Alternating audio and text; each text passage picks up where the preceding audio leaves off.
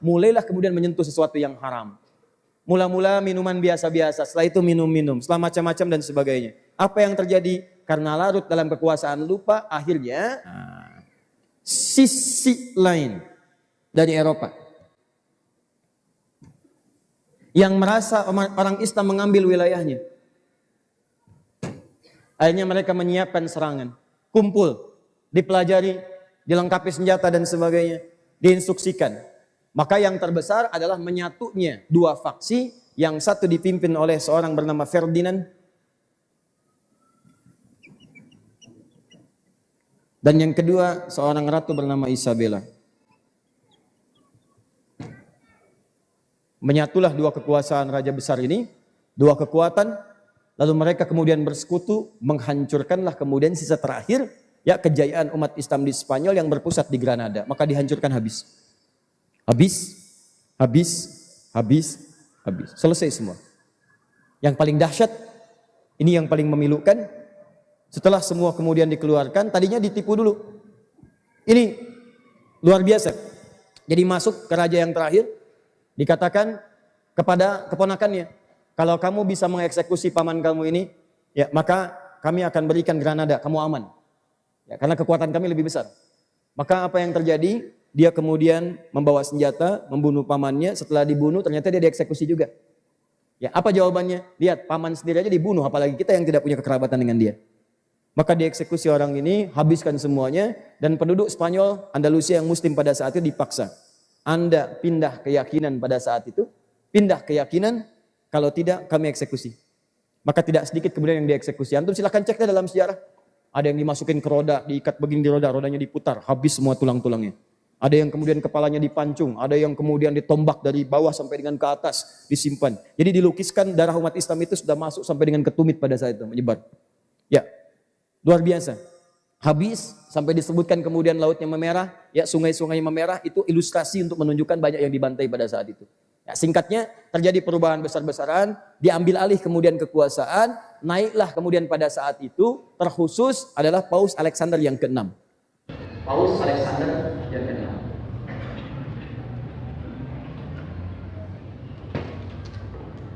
Maka beliau ini memerintahkan kepada pasukan salibis pada saat itu untuk membagi dunia kepada dua bagian. Saya sedang bicara sejarah ya.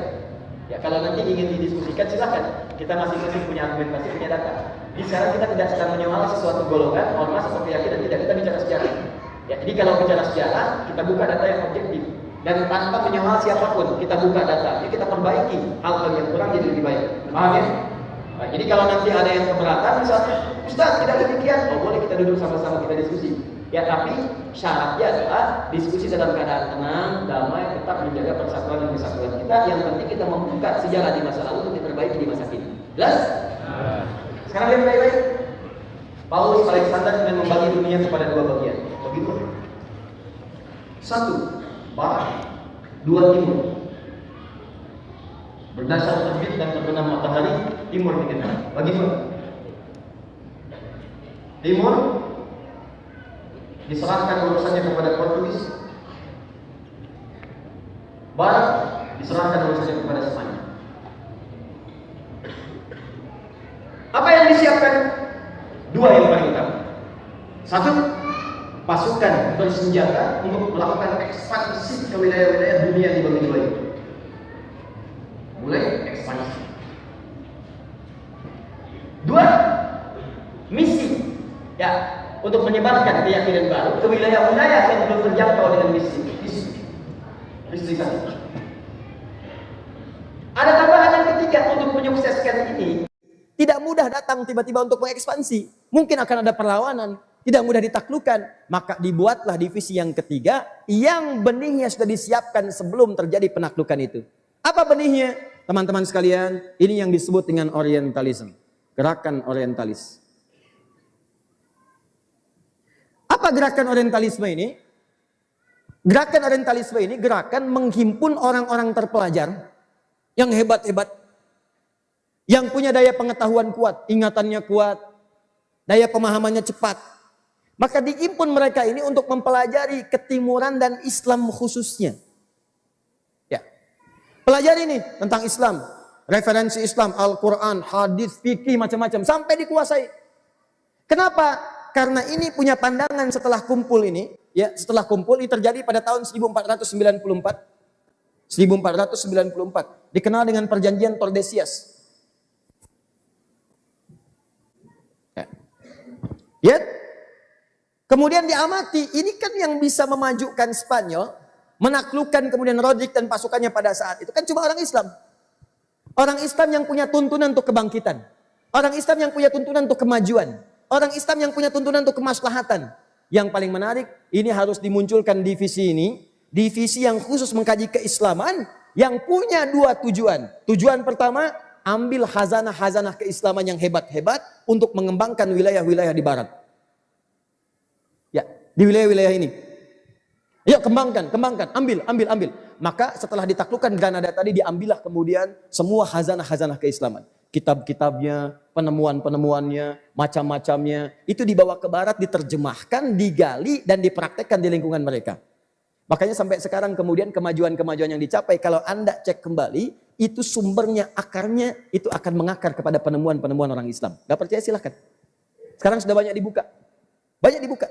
Bukunya Ibnu Sina, Asy-Syifa, Qanun Fit-Tib, Al-Basair. Al-Basair itu di situ ada teori fisika tentang kecepatan cahaya, tentang macam-macam ada.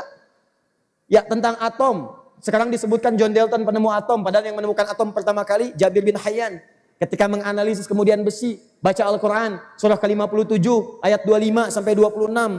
Begitu disebutkan wa anzalnal hadid, Allah turunkan besi, dicari besi, dibawa ke rumahnya, ke laboratoriumnya, dianalisis sampai ketemu yang paling kecil susunannya atomnya. Sampai oleh beliau dirumuskan, ya ini atomnya dari besi, disebut dengan ferum kemudian hari. Ferum, F besar, E kecil, Fe.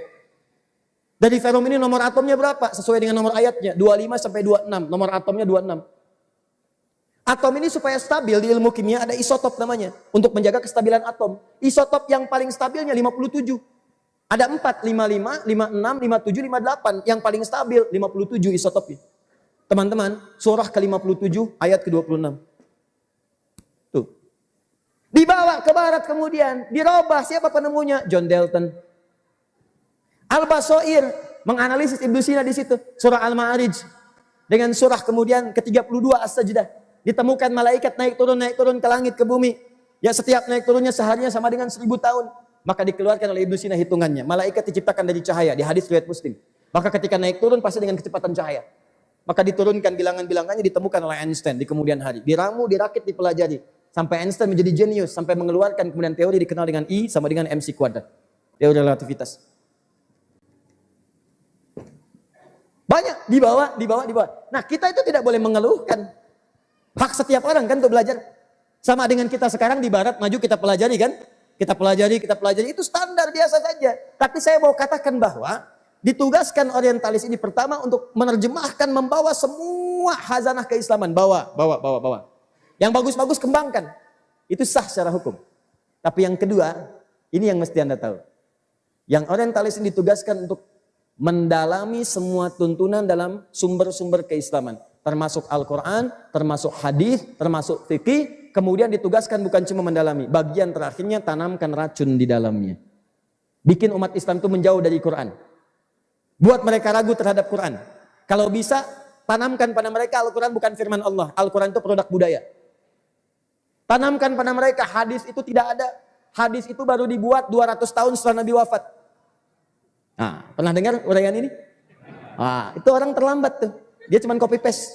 Udah ada sebelumnya. Ya, udah ada. Namanya Ignaz Goldziher. Seorang Yahudi. Ya, keturunan Jerman. Dia yang kemudian mempopulerkan tulisan-tulisan sampai disebarkan di Mesir. Ya, sampai dikutip oleh Taha Hussein. Sampai diterjemahkan oleh Abu Hurairah. Sampai disebarkan. Udah ada. Hadis itu tidak bisa diakui. Hadis itu hanya buatan saja. Menipu atas nama Nabi. Karena hadis baru muncul 200 tahun setelah wafatnya Nabi Muhammad SAW. Jadi racun ini ditanamkan. Tanamkan di Quran, di hadis, di macam-macam. Untuk apa? Untuk membuat orang Islam ragu. Sekaligus memecah belah di kalangan umat Islam. Ilmu yang terakhir, ilmu Abdullah bin Sabah. Jika Anda masuk ke wilayah Islam yang kuat, tidak bisa ditaklukkan dengan senjata, maka mesti ada orientalis yang diutus menyamar sebagai ahli Islam untuk memecah belah lingkungan itu. Maka ini dipakai oleh mereka. 3 kemudian digunakan. Tadi ada yang bagian ekspansi dengan senjata. ada misi membawa kepercayaan baru, ada terakhir orientalis melakukan penelitian-penelitian untuk menjatuhkan dari dalam. Karena tiga inilah yang sangat terkenal, diterjemahkan ke dalam bahasa Latin, bahkan dikutip dalam bahasa Inggris. Yang ini teman-teman sekalian disebut dengan glory. Yang ini disebut dengan gospel. Ya, ini untuk mencari gold, emas, rempah-rempah. Maka ini menjadi analis yang paling hebat untuk mewujudkan ini semua. Tujuannya tiga. Gold, glory, and gospel. Gold, cari semua harta benda yang paling hebat di timur dan barat. Kumpulkan. Bangun kejayaan. Ya, glory, bangun kejayaan. Ekspansi. Kalau bisa serang, taklukkan. Monopoli semua kekuatan. Gospel, bawa kepercayaan baru. Tebarkan, sampaikan. Maka dikenallah kemudian dengan misi 3G. Ya. 3G. Gold, glory, and gospel. Ini terkenal. Dalam sejarah terbukti. Maka secara singkat disebarkanlah kemudian ke beberapa wilayah. Termasuk ke timur. Pusat timur itu dulu, itu wilayah Jazirah Arab gak dianggap. Yang dianggapnya adalah wilayah Nusantara. Karena dikenal dengan kemajuan, teknologinya, berbagai halnya, sampai dengan ekspor rempah-rempahnya. Maka pada tahun 1511, maka datanglah perwakilan dari Portugal itu untuk meneliti jalur ke Nusantara. Bahkan dia hire seorang muslim navigator namanya Ahmad bin Majid. Dia sendiri gak tahu mau dibawa kemana. Diarahkanlah sehingga sampai kemudian ke wilayah Nusantara, masuk lewat Selat Malaka pada tahun 1511 dengan misi ini, 3G. Nah, saya mau masuk kepada poin yang paling penting saja. Ini saya coret dulu, ini saya coret, saya masuk ke orientalis. Teman-teman, ini jangan dikira mudah. Dulu setiap datang ke setiap daerah, setiap tempat, setiap negara, setiap apapun, untuk menaklukkan wilayah itu bukan cuma dengan senjata. Maka analis ini akan dikirim dulu, orientalis namanya. Masuk dia. Contoh yang paling gampang, kejadian di Aceh. Ya, nggak bisa naklukkan dengan senjata, susah macam-macam, luar biasa. Dirayu nggak bisa, dengan senjata tidak mampu. Akhirnya siapa yang dikirim? Orientalis bernama Snok Hogronya. Snok ini wajah Eropa, mirip-mirip ke Arab-Araban. Kemudian dipalsukan datanya dipalsukan, datang ke Mekah sampai ikutan haji, belajar kitab, belajar fikih, belajar bahasa Arab. Setelah menguasai itu dia pulang ke Eropa, di-hire kemudian oleh pemerintahan India Belanda pada saat itu. Belanda meng-hire itu dibawa sampai ke Aceh. Dikirim dulu itu seorang, itu cuma satu orang, bayangkan. Nyaman. Sampai ke Aceh karena bisa bahasa Arab, tahu fikih, tahu macam-macam, diangkat jadi mufti ulama. Ditelitilah kemudian oleh orientalis ini. Oh, kelemahan orang Aceh ini begini. Dilihat satu-satu. Ya, tangkap si ininya, jauhkan yang ininya, jauhkan dulu dari agamanya, catatannya lengkap disusun semua. Begitu sudah selesai, dilaporkan kemudian kepada tentara Belanda, baru disusun strategi untuk menaklukkan wilayah Aceh. Berhasil pada saat itu dengan ditangkapnya Cut Nyadim. Di Ponorogo, orientalis juga. Setelah susah, gerilya susah. Begitu susah dikirim orientalis. Bagaimana cara menjebak di Ponorogo itu? Gampang. Seperti masa lalu. Lihat, orang Islam senang dengan perdamaian. Nggak mau pertikaian, nggak mau perang. Kalau damai itu lebih diutamakan. Maka disambungkanlah kemudian dengan usulan, udah, undang saja untuk berdamai. Begitu diundang kemudian untuk berdamai, itu udah 5 tahun tuh. Ya, 1825, 20 menit pada maghrib. Perang di Ponorogo. Sampai 1830. Bagaimana berhentinya? Diundang dalam perundingan. Begitu sedang perundingan, tiba-tiba selesai, disebut deadlock. Begitu deadlock ditangkap, bawa, selesai. Siapa yang bekerja di situ? Orientalis. Nih. Yang paling dahsyat kemudian berhasil sampai terakhir kita mendapatkan kemerdekaan, dunia juga semakin tentram, perang dunia pertama selesai, perang dunia kedua juga demikian. Ya, selesai. Apa yang terjadi teman-teman sekalian? Setelah stabil itu, ini tidak dibubarkan. Mereka tetap beranggapan bahwa orang Islam itu orang yang paling potensial untuk menyaingi kehebatan-kehebatan di Eropa. Ini yang menanamkan virus. Sehingga sebetulnya hubungan Eropa dengan Timur itu biasa saja, cuma dirusak oleh orang-orang seperti ini. Maka apa yang terjadi? Kita tidak pernah selesai, perang tidak pernah tuntas, maka sekarang perangnya dipindahkan oleh mereka dari perang-perang fisik kepada perang-perang pemikiran. Maka dibuatlah sekolah-sekolah yang diinisiasi oleh orientalis dari sejak dulu. Contoh, di Prancis, Paris, ada Sorbonne University. Sorbonne. Jangan bangga dulu kalau masuk Sorbonne. Hati-hati, jangan bangga dulu. Karena asalnya Sorbonne University ini didirikan oleh para orientalis. Sorbonne. Oxford,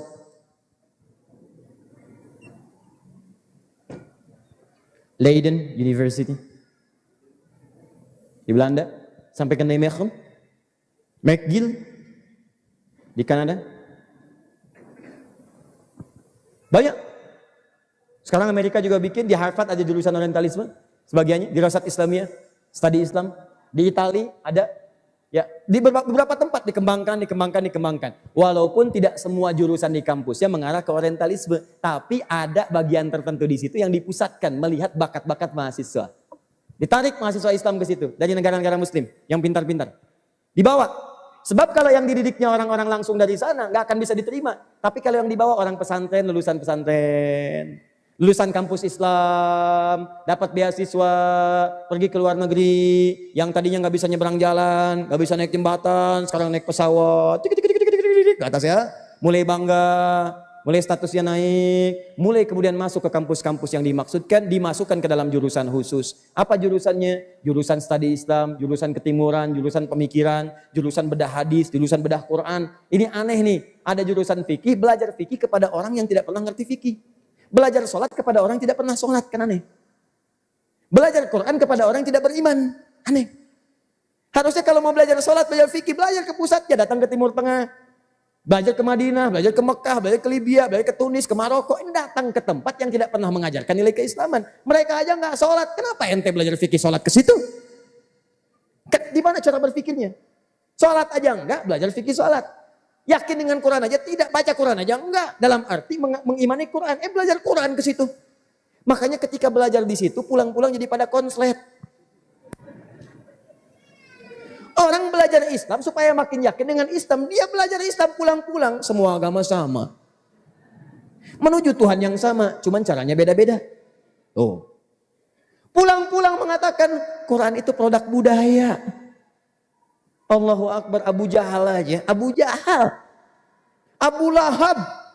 Tokoh Abu yang paling luar biasa di zaman jahiliyah. Tidak pernah mengatakan pada Nabi Muhammad Quran produk budaya. Begitu disebutkan awal-awal oleh yang lain, ini buatan kamu Muhammad, ini produk kamu. Turun ayat, kalau kamu begitu mengakui, bikin semisal Quran. Begitu mereka coba-coba nggak bisa, nyerah mereka. Oh iya, Quran bukan produk budaya, Quran bukan perbuatan kamu, Quran bukan bagian dari sihir yang kami katakan. Mereka mengakui Quran firman Allah, cuman mereka takut kedudukan mereka tersaingi. Makanya Nabi kemudian diganggu, bukan karena nggak mau iman, karena takut kedudukannya terganggu. Tiba-tiba datang orang sekarang, Abu juga. Bahasa Arab nggak bisa, Quran nggak hafal. Coba lihat, hadis nggak paham, tiba-tiba keluar kalimat. Hadis Nabi itu baru muncul 200 tahun setelah Nabinya wafat. Dia telat, ya, telat. Karena sebelum dia itu sudah ada. Nah, orang-orang semacam ini patut diduga belajarnya di mana. Itu yang merusak tuh. Itu dididik tuh di sini. Ini sumbernya ini, sumbernya ini. Kampus-kampus ini. Tokohnya ada, lengkap. Sebutkan 1, 2, 3, 4. Pulang-pulang jadi pada aneh. Makanya begitu statement itu ada, saya katakan, Anda pun saya ragu sebagai manusia. Karena Anda itu baru ada di bumi setelah ribuan tahun Nabi Adam wafat. Tadi kan dia katakan, hadis Nabi baru ada setelah Nabi 200 tahun wafat. Baru ada, maka saya tidak akui sebagai hadis. Maka saya pun tidak mengakui Anda sebagai manusia. Karena Anda baru ada di bumi ribuan tahun setelah Nabi Adam wafat. Oh tidak, saya kan punya nasabnya. Ya saya ada bapak ibu, ada kakek nenek sampai ke Nabi Adam. Hei, hadis pun ada sanadnya. Di manusia ada nasab, di hadis ada sanad. Maka Imam Al-Bukhari tidak ujug-ujug ketemu Nabi langsung ngambil. Al-Bukhari dari sikulan sampai ke Nabi. Itu yang disebut dengan sanad. Manusia ada nasab, maka hadis pun ada sanadnya. Maka muncul bab tentang isnad, tentang sanad. Sanadnya tidak ada satu, hadisnya belum tentu diakui. Bisa ditolak atau tidak diamalkan sama sekali. Nah, jadi itu produk-produk munculnya dari sini nih. Imam Syafi'i bisa salah, Imam Hanafi bisa salah, Imam Malik bisa salah, Imam Ahmad bisa salah, namanya manusia. Mereka bisa ijtihad, kami pun bisa ijtihad. Ya kalau Imam Syafi'i salah, apalagi ente? Mendingan ngambil Imam Syafi'i daripada Anda. Ya salahnya bisa kelihatan, kesalahannya paling minimal. Ya Anda bahasa Arab nggak bisa, Quran nggak hafal, fikih nggak tahu, riwayat nggak paham. Bisa mengatakan, saya pun bisa ijtihad. Ijtihad apa Fernando? Paham ya? Ferguson udah banyak. Ya. Nah ini sumbernya dari situ. Yang paling berbahaya sekarang dimunculkanlah program-program yang tidak banyak kita ketahui. Ini saya mohon maaf ya, saya terbuka nih. Saya nggak peduli mau disoal siapapun silahkan. Kalau keberatan kita diskusi. Ya, kalau main tersangka mah gampang, pulang-pulang sini tersangka misalnya kan repot. Sudah, kita diskusi dengan baik, dengan benar. Nah ini yang tidak baik itu adalah banyak sekolah-sekolah Islam tidak sadar. Ada dua cara sekarang yang dikembangkan oleh golongan orientalis ini. Satu, membawa kurikulum diimport ke sekolah-sekolah muslim. Dihilangkanlah bagian mata pelajaran-pelajaran yang dasar-dasarnya menghadirkan nilai keislaman yang kuat. Misal, akidah, akhlak, dulu tuh rame. Sekarang mulai dikurangi. Kurangi, ganti. Ini kurang modern, ganti istilah. Pendidikan multikulturalisme. Pendidikan berkarakter. Semakin diajarkan, semakin tidak berkarakter. Padahal itu bertentangan dengan undang-undang. Pasal 29 ayat kedua mengatakan, negara menjamin kemerdekaan tiap-tiap penduduk untuk memeluk agamanya masing-masing dan beribadah menurut agama dan kepercayaannya itu. Dijamin. Kalau antum belajar di sekolah akidah, akhlak, fikih, dijamin. Ini dirusak oleh mereka. Kalau benar-benar itu sebetulnya teman-teman sekalian masuk merubah ketentuan ibadah, itu harusnya nggak boleh masuk karena bertentangan dengan undang-undang. Bertentangan dengan undang-undang. Datang kemudian anak-anak SD dibawa, padahal di kita itu udah saling menghargai, agama saling menghargai, keyakinan kita hormati, jangan saling ganggu. Sudah, Anda misalnya bukan muslim silahkan ibadah, kami nggak akan paksa. Tiba-tiba sekarang datang paham baru, ini semua agama sama loh. Datang studi banding. Yang muslim dibawa ke gereja, yang ini dibawa ke wihara untuk mengakui semua agama benar. Ini racun paling dahsyat sekarang. Bahkan semua tokoh agama keberatan dengan ini. Kenapa? Kalau semua agama benar, kenapa Anda juga meyakini satu? Itu tandanya ada satu yang benar. Yang bagus itu teorinya, biarkan orang meyakini apa yang ia yakini, kemudian kita hormati. Ini tiba-tiba dibawa, semuanya benar kok menuju Tuhan yang sama, cuman caranya beda-beda aja. Itu agama baru tuh. Agama baru, agama gado-gado. Itu bahaya itu. Bahaya. Dan yang paling berbahaya sekarang, dia menanamkan racun dalam kehidupan kita. Sudah, ada orang mau masuk Islam, gak usah masuk Islam, semua agama sama. Anda kan fitrahnya begitu, Itu lebih berbahaya daripada kemusyrikan. Dua, ada orang sakit, kena homoseksual, kena lesbian, ada transgender. Kita mau bantu untuk sembuh, tiba-tiba datang orang ini. Gak apa-apa, itu sudah fitrahnya dalam kehidupan. Fitrah enak aja. Anaknya aja kalau begitu belum tentu dia senang. Maka teman-teman, ini asalnya lahirnya dari sini, orientalism.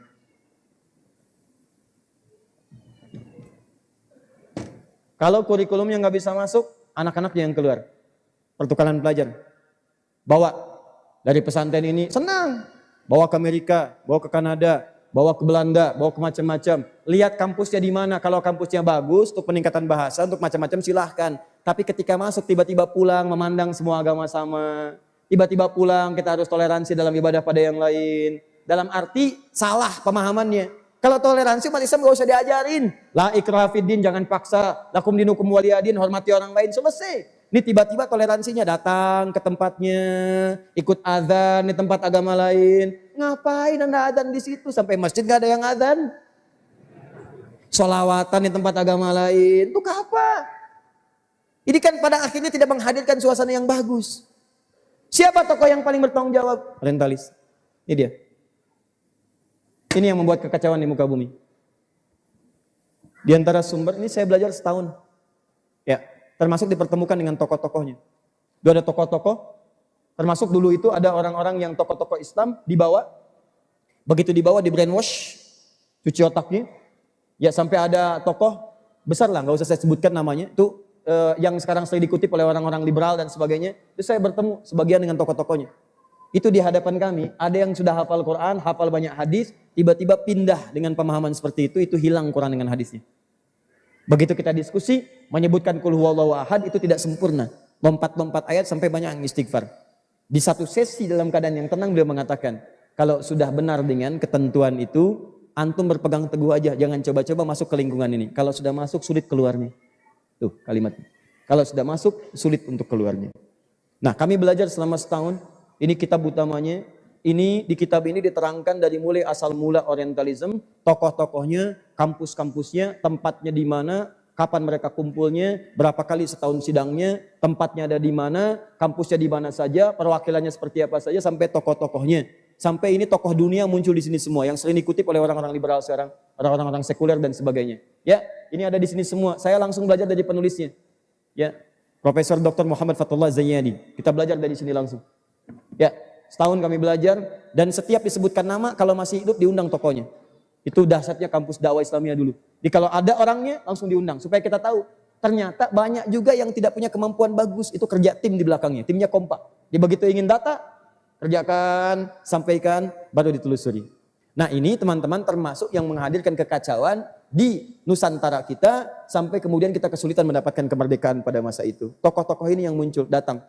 Dia bawa kemudian sumber mineral kita, dia bawa rempah-rempah kita, dia teliti dan macam-macam, dia hadirkan kekacauan banyak hal. Siapa yang kemudian mengatasi itu semua lagi-lagi adalah kebangkitan umat Islam, persatuan umat Islam yang diinisiasi oleh para kiai habaib di wilayah Krukut dan Tanah Abang. Khususnya pada hari Senin tanggal 17 April tahun 1905 bertepatan dengan 13 Jumadil Ula tahun 1333 Hijriah. Kumpul mereka semua memikirkan ini harus kita atasi, maka dibuatlah kemudian perhimpunan dikenal dengan Jamiatul Khair.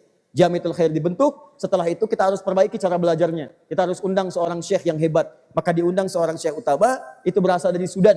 Namanya Syekh Ahmad Surkati. Ya, Ahmad dekat dengan Allah, Sur ahli kati kitab.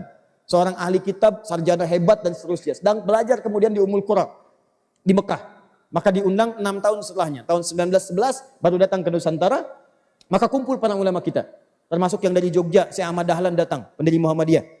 Di setahun setelah itu mendirikan Muhammadiyah, 18 November 1912. Dari Jawa Timur datang, dari Surabaya, ya. Kemudian dari Jawa Tengah, dari Solo juga datang, macam-macam kumpul. Dikemas, disatukan. Dari yang tadinya 300 tahun, tinggal 30 tahun saja. Yang 1911, maka 34 tahun setelah itu lahirlah kemudian kemerdekaan Indonesia. Maka atas berkat rahmat Allah, syukur pada Allah dicantumkanlah kemudian dalam pembukaan Undang-Undang Dasar. Atas berkat rahmat Allah yang Maha Kuasa dan dengan didorongkan oleh keinginan luhur, maka kemerdekaan kemudian dideklarasikan. Ini yang ingin saya sampaikan.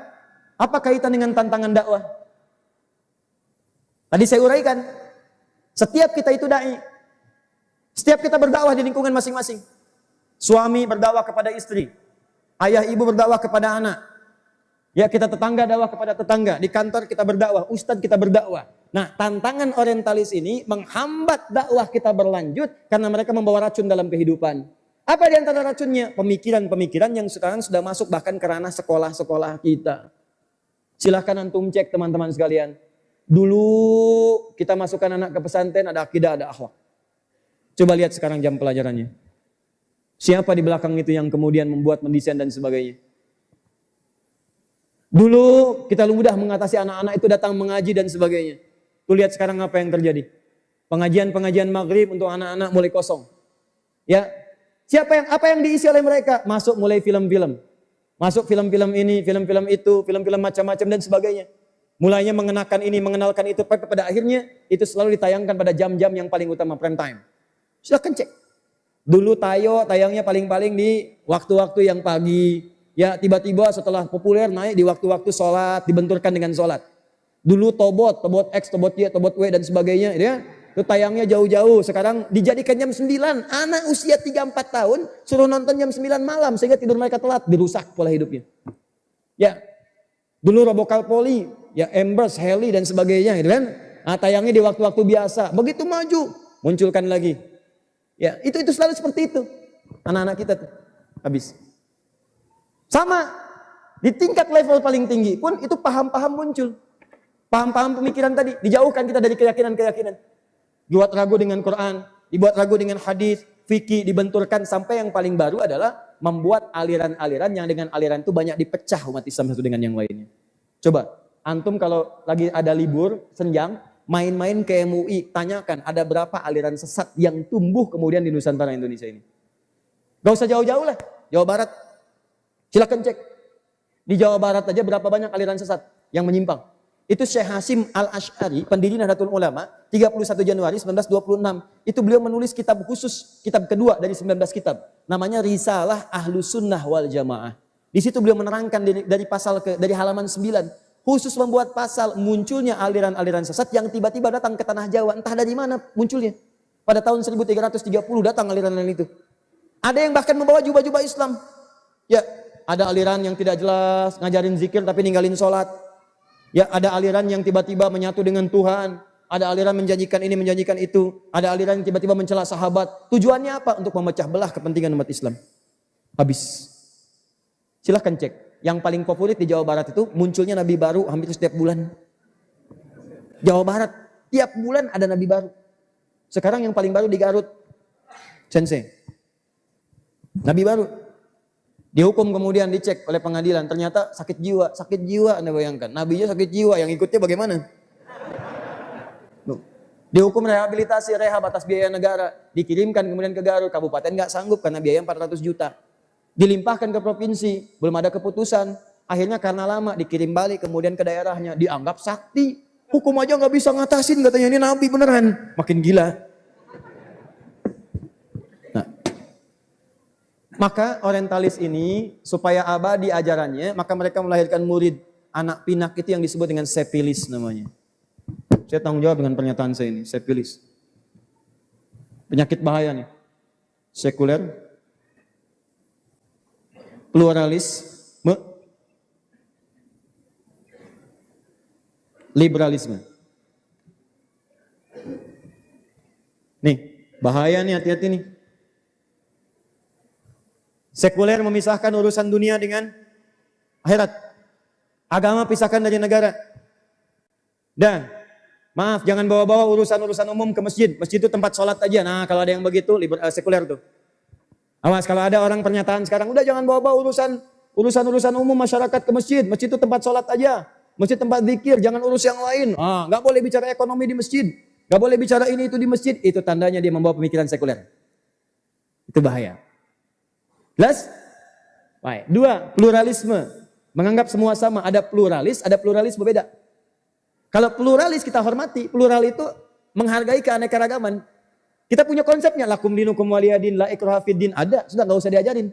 Tapi kalau pluralisme menganggap yang beragam itu semua sama, menuju pada satu tujuan yang sama. Itu yang dikembangkan sekarang, semua agama sama, menuju pada Tuhan yang sama, cuman caranya beda-beda. Nih, kedua. Liberalisme menganggap semua bebas. Boleh. Ayo silahkan, homoseksual boleh, lesbian boleh, hargailah hak Oh, kalau ada yang begitu tenggelamkan. Ya, tinggalkan. Kalau dia muncul misalnya di ormas, jangan masuk. Kalau di pantai, jangan pilih. Ayo mau katakan, terserah. Ya, ini ajaran, kita bicara agama, baca bicara politik. Ini ajaran, karena ini bahaya. Ya awas, hati-hati. Ini bagian terakhir ini teman-teman sekalian. Di bulan ini paling bahaya. Tiba-tiba ada orang-orang untuk demo, yang auratnya terbuka, terus bawa bacaan-bacaan. Ya, tubuhmu punya aku yang punya. Kamu saja tidak bisa menahan nafsu. Enak aja. Nafsuku itu punya aku, kamu aja yang melampas nafsuku. Paling kita ini begitu. Ya. Datang demo ini itu pengen dihargai tapi itu. Kita punya ketentuan, kita punya adat, kita punya moral, kita punya tuntunan. Maka ini datang dengan merusak dengan enaknya. Datang masuk dan sebagainya. Hati-hati dengan ini semua. Paham ya? Jika kalau ada yang seperti ini berbahaya, nah sekarang bagaimana sikap kita kalau kita mendapati bahkan tokoh-tokoh terindikasi kepada hal yang demikian? Maka kaidahnya dari Quran surah ke-4 ayat 140 paling kiri sebelah bawah. Quran surah ke-4 ayat 140.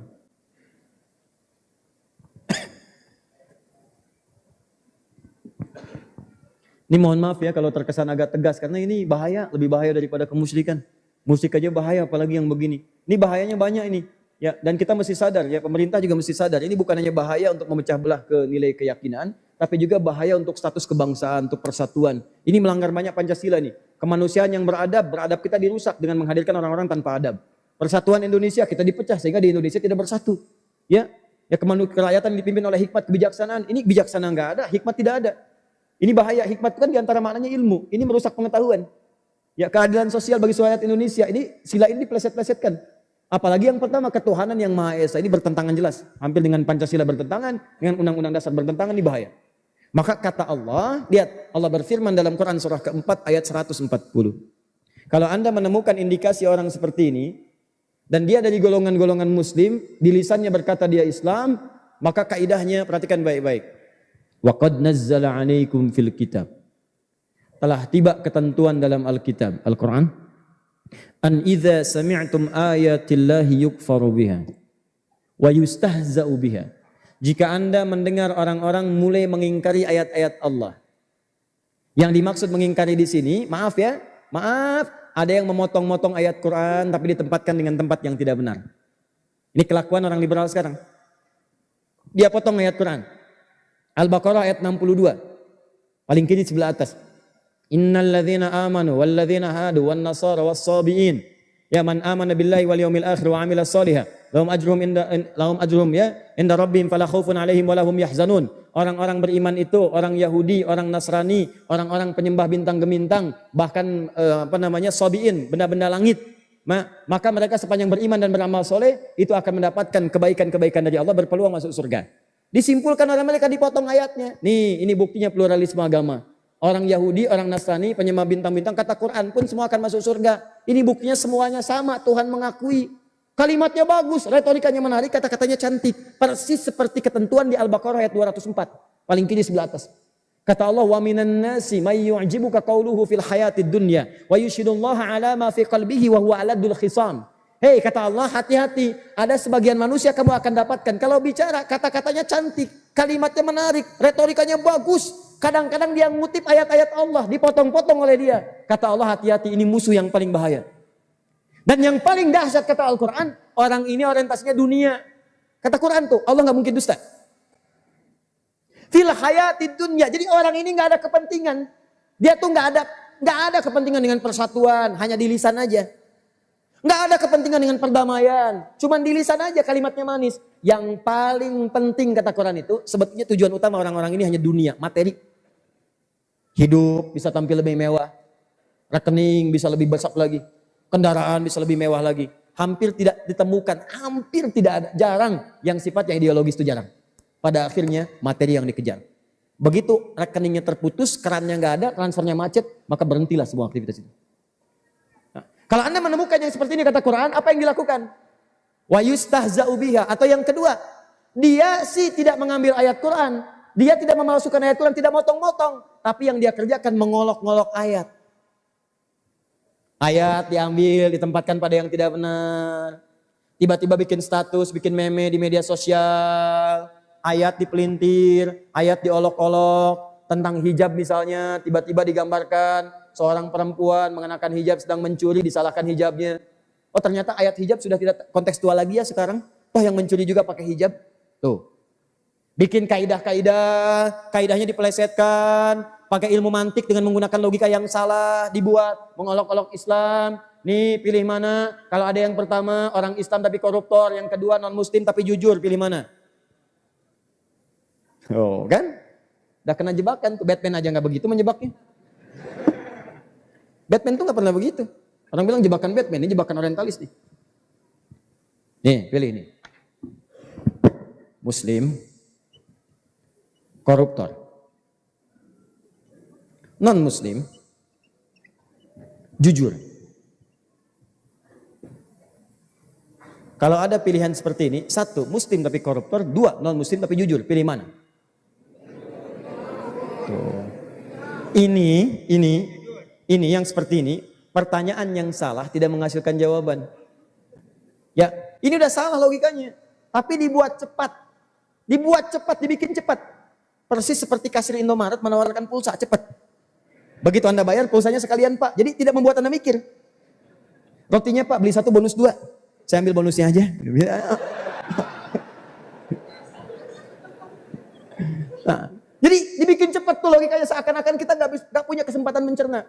Padahal di ilmu mantik, di ilmu logika, ini sudah salah. Premis namanya, premisnya keliru. Nih, ketentuan pertama, kalau Anda ingin membandingkan, maka bandingannya mesti apple to apple. Ya, apple, maksudnya apple. Tulis pakai bahasa Indonesia aja lah. Bandingkan lagi dengan apel. Ini baru seimbang. Jangan apel bandingkan dengan jeruk. Ya, enak mana? Apel Malang dengan jeruk Bandung Barat misalnya, jeruk Soreang. Nggak nyambung. Apalagi kemudian bandingannya terlampau jauh. Coba menurut Anda lebih enak mana apel Malang dengan tahu Sumedang? Nggak nyambung. Jadi kalau Anda membandingkan apel dengan apel lagi, itu baru nyambung. Terasi dengan terasi lagi, tahu dengan tahu lagi. Jeruk Garut dengan jeruk Soreang, silahkan bandingkan. Tapi jangan pernah Anda sampaikan perbandingan yang tidak sama.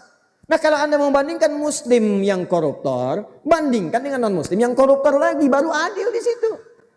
Kalau ada perbandingan begini, pilih mana? Muslim yang koruptor atau non-muslim yang koruptor? Pilih mana? Jangan pilih dua-duanya, sama aja jelek juga. Tapi perbandingannya masih adil, masih sama. Dan kita tidak punya pilihan, ngapain pilih keduanya kalau ada yang lain? Yang kedua, ini perbandingan bahaya. Muslim koruptor memberikan kesan seakan-akan orang Islam itu koruptor. Apa enggak ada muslim yang jujur di 200 juta lebih di bangsa ini? Cek. Apa semua yang bukan muslim itu baik semuanya? Coba cek yang narkoba tuh, kebanyakan siapa? Yang besar-besar korupsi, kebanyakan siapa? Dan jangan pernah bawa nama-nama nilai agama pada hal yang demikian. Kalau memang mau dibawa, bandingkan dengan yang seimbang. Jujur dengan jujur lagi. Baru kesimpulannya sempurna. Kadang-kadang ininya sama, ini sama, tapi kesimpulannya salah. Nih, dari belajar logika begini nih, logika nih ya. Misal, Asep suka pisang. Monyet suka pisang. Maka Asep sama dengan itu sudah salah kan? Tuh ibu bisa aja tuh, bisa bahaya kayak gitu. Bisa keliru. Kalau kalimatnya sampai situ, maka kesannya Asep sama dengan monyet. Tapi kalau antum teruskan, Asep sama dengan monyet suka pisang. Nah itu baru nyambung. Nah, ini banyak sekarang yang seperti ini permainan logika. Dan dimainkan kemudian. Tiba-tiba para ulama kita dikasih topi-topi yang tidak bagus, bikin meme. Tuh. Menyampaikan semua agama sama. Dideretkan, sejajarkan, dan seterusnya. Itu sudah pelecehan itu. Ya, bukan sekedar menunjukkan bahwa orang itu ada kaitan erat dengan ini, orientalis. Jadi kalau ada yang mengolok-olok, dibikin kemudian maaf, dibikin ragu dengan tuntunan agama. Dengan jenggot, alergi, digambarkan ekstrim. Sejak kapan yang punya jenggot ekstrim? Tuh lihat, Sergio Ramos berjenggot. Lionel Messi berjenggot. Gerard Pique, suaminya Shakira berjenggot. Silakan cek. Morata sebelumnya pakai jenggot, berjenggot. Alvaro Morata, ya dari Madrid ke Chelsea, ke Juventus, sekarang pindah lagi. Ya. Itu pada jenggotan semua. Dan tidak pernah disebut teroris. Kenapa? Kiai Haji Agus Salim, diplomat kita paling hebat, menguasai banyak bahasa. Beliau tuh ahli tafsir. Dulu tuh orang tuh ahli tafsir, ahli Quran, diplomat, ahli bahasa, 9 bahasa dikuasai. Dan bangga tampil dengan peci, dengan sarung, berangkat ke Eropa, ke PBB, diketawain, diledek, dicela. Begitu mau pidato, orang-orang di situ ngolok-ngolok, ya. Apa respon beliau? Tenang aja. Diamalkan Quran surah 4 ayat 140 tadi. Saya belum teruskan, tapi secara singkat naik ke atas mimbar. Lalu berkata dengan penuh kehebatannya, dengan bahasa yang sangat dahsyat, dengan kalimat yang sangat fasih, diucapkan dengan bahasa mereka. Tuan-tuan sekalian, pada hari ini saya akan menyampaikan kalimat pidato, dan Anda semua tahu bahwa saya punya kemampuan bahasa yang tidak tunggal. Atas rahmat Tuhan Allah Subhanahu wa taala, Tuhan kita semua, maka pada hari ini jangankan bahasa manusia, bahasa kambing pun akan saya jelaskan. Maka saya mohon maaf pada kalangan kambing yang hadir di sidang mulia ini. Saya mohon izin menyampaikan dengan bahasa manusia dulu, baru setelah itu saya jelaskan dengan bahasa kambing. Wah, tunduk malu merah semua. Itu yang paling hebat. Oh, jangan dilawan dengan celah diri itu. Kuasai bahasanya. Pelajari.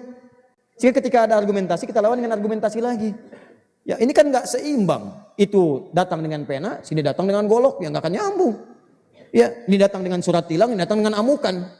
Pelanggaran Anda begini. Susah itu. Jadi banyak pelanggaran.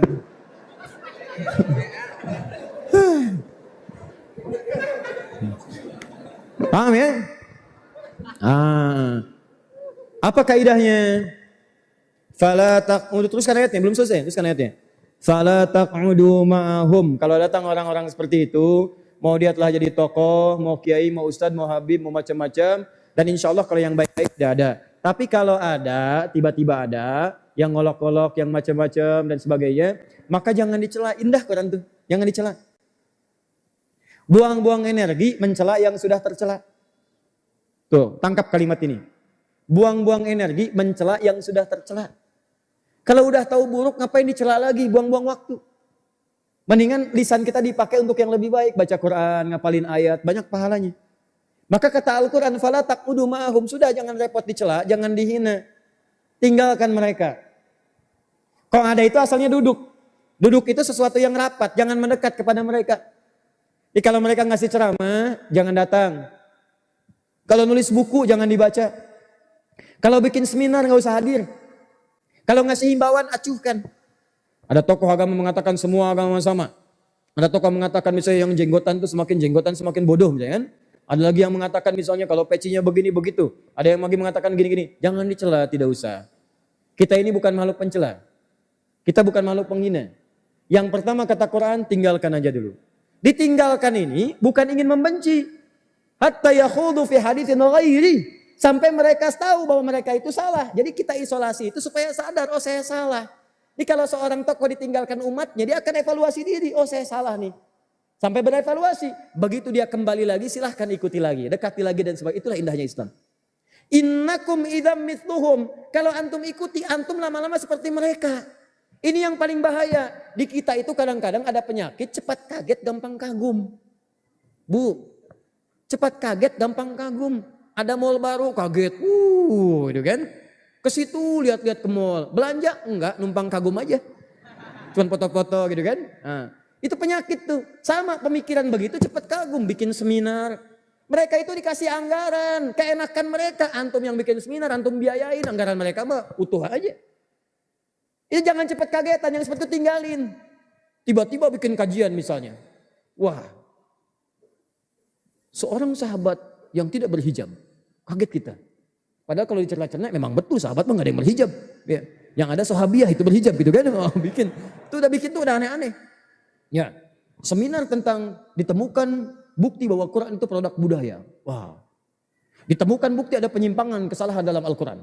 Ditemukan bukti bahwa hadis-hadis Al-Bukhari itu banyak yang palsu. Misal. Kaget kita. Padahal kita udah paham, udah qot'i dari ulama kita. Quran itu qot'i, hadis itu sudah paham ketentuan, Al-Bukhari itu paham. Kalau udah mengerti seperti ini, ada judul seperti itu, tinggalkan, udah tenggelamkan. Udah, gak usah diikutin, gak usah direspon. Kalau gak direspon, mereka diam sendiri, ntar mati sendiri. Kalau acara TV gak usah ditonton, diamin deh sampai ratingnya turun, sampai gak muncul lagi. Gitu caranya. Itu yang paling hebat, energinya gak banyak terbuang. Tenaga tidak ada, biaya tidak ada, dan itu paling indah. Mencela juga tidak. Jadi kita tidak mengeluarkan sesuatu yang kotor, karena sia-sia di situ, energi tidak keluar, dan itu dengan sendirinya hilang. Tapi kalau antum ikuti, lama-lama antum seperti mereka juga, ujung-ujungnya nggak sholat juga. Ujung-ujungnya ada yang paling ekstrim sekarang. Sekarang gerakan orientalis berpindah untuk menciptakan gerakan ekstremis. Masuk membentuk sebuah aliran tertentu, dibikin kacau di dalam. Mereka sudah nggak berhasil dengan aliran itu. Dulu awal 2000-an masih berhasil. Semua agama sama, ini itu tokohnya ada. Sekarang gak berhasil, makanya dibikin sekarang gerakan baru, tapi sulit ketahuannya. Dibuat sebuah gerakan-gerakan ekstrim, seakan-akan Islam itu mengajarkan kekerasan.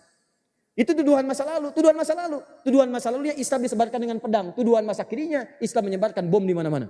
Bom panci, bom kulkas, bom ini, bom itu. Ya. Makanya kalau antum mendengar ada orang-orang di pengajian-pengajian, tiba-tiba ngajak mengatakan, ini orang ini togut, pemerintah ini, bom aja, tembak aja. Ini menandakan nih aliran aneh nih. Hati-hati. Awas ya. Dan ingat, membunuh seorang beriman satu saja, itu resikonya neraka jahanam. Awas. Itu An-Nisa 93 jelas. Wa may yaqtul mu'minan muta'ammida. Siapa yang sengaja menghilangkan nyawa seorang muslim beriman. Awas, fajazauhu jahannam. Maka dia seakan-akan punya cita-cita masuk neraka jahanam. Balasannya neraka jahanam. Tidak ada satupun orang beriman yang pengen masuk neraka jahanam. Mustahil.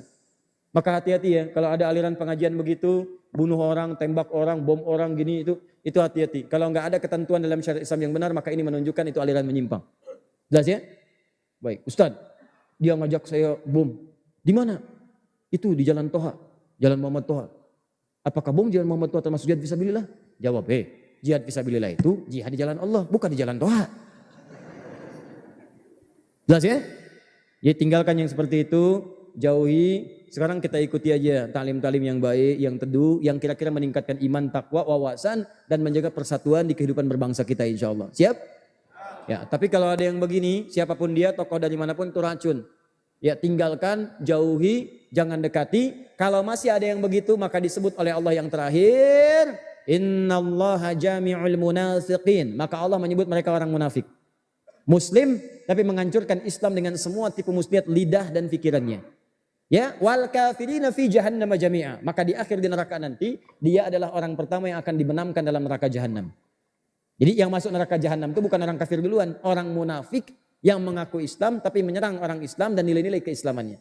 Jadi kalau antum lihat di media sosial ya, maaf ya, ada yang menyerang orang Islam, ada yang menyerang Islam, ada yang mengolok-olok misalnya ayat-ayat Quran, macam-macam olok-olok ulama, dan dia mengaku muslim, maka itu adalah contoh pertama orang ahli neraka jahanam yang numpang hidup di bumi.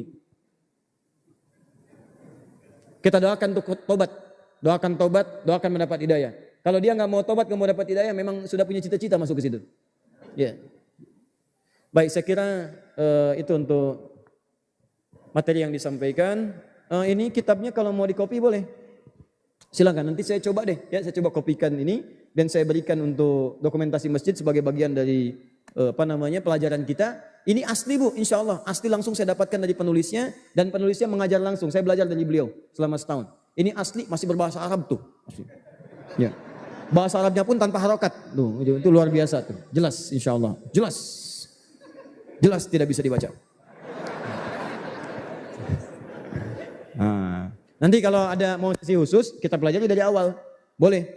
Tapi mungkin tidak di tempat ini karena masih banyak kajian yang lain ya. Nanti kita coba belajar atau kalau sudah selesai fikih dakwah, kalau antum mau belajar ini bisa nanti silahkan. Ini lengkap semuanya tuh sama buku-bukunya sama macam-macamnya. Tapi saya sarankan sekarang sudah banyak yang dikerjakan kajian, ada Insis, ada Miumi dengan siapa Gus Hamid ya, Hamid Fahmi Zarkasi, beliau menulis kitab Mishkat. Ada lagi yang paling bagus menurut saya, ada namanya Dr. Samsudin Arif. Itu orang luar biasa tuh. Ya, hafal Quran dengan qiraatnya, kemudian banyak hafal bahasa dan beliau doktornya juga 2. Ya, dokter pertama, yang keduanya itu di sarangnya orientalis di Jerman, kajian orientalisnya tinggi. Ada buku yang paling bagus pernah ditulis oleh beliau tentang diabolisme pemikiran. Itu disebutkan di situ kerancuan-kerancuan pemikiran. Jadi kalau antum nanti datang orang seperti itu gampang balasnya. Gak usah pakai dalil orang kayak gitu mah. Ya, tinggal dibalikin logikanya aja gampang. Ya. Dulu pernah ada yang bertanya pada saya, Ustadz, bukankah sholat itu fungsinya mencegah perbuatan keji dan mungkar? Inna sholata tanha anil fahsya. Nah, sekarang saya sudah mampu mencegah perbuatan keji dan mungkar. Berarti saya boleh dong meninggalkan sholat. Tuh. Lihat logikanya tuh. Ustadz, sholat itu fungsinya mencegah perbuatan keji dan mungkar. Sekarang saya sudah mampu meninggalkan perbuatan keji dan mungkar. Berarti saya nggak usah sholat lagi dong. Ini nggak usah pakai dalil, ini pakai logika. Maka kami sampaikan kepada orang itu, Mas, meninggalkan sholat itu termasuk perbuatan mungkar. Jelas ya? Nah, saya kira itu yang kita bahas hari ini. Jadi kita sepakati bahwa kalau ada orang-orang turunan dari ilmu orientalis, kita jauhi, kita tinggalkan. Kalau hadir di sekitaran kita juga kita doakan, jangan saling mencela, jangan saling menghina, jangan saling merendahkan. Kita harus bangkit untuk memperbaiki diri sehingga Allah menilai kita lebih baik daripada sebelumnya. Siap insya Allah? Baik, ini seperti janji saya, insya Allah nanti coba saya copy, kemudian coba saya titipkan, walaupun nanti dipelajari pelan-pelan, setidaknya ada dokumentasi pelajaran kita insya Allah. Jadi ada argumentasinya ya. Jadi kalau ada orang bertanya dengan ilmu maka jawab dengan ilmu. Kalau orang bertanya kemudian dengan pertanyaan maka jawab dengan jawaban. Kalau tidak tahu katakan wallahu a'lam.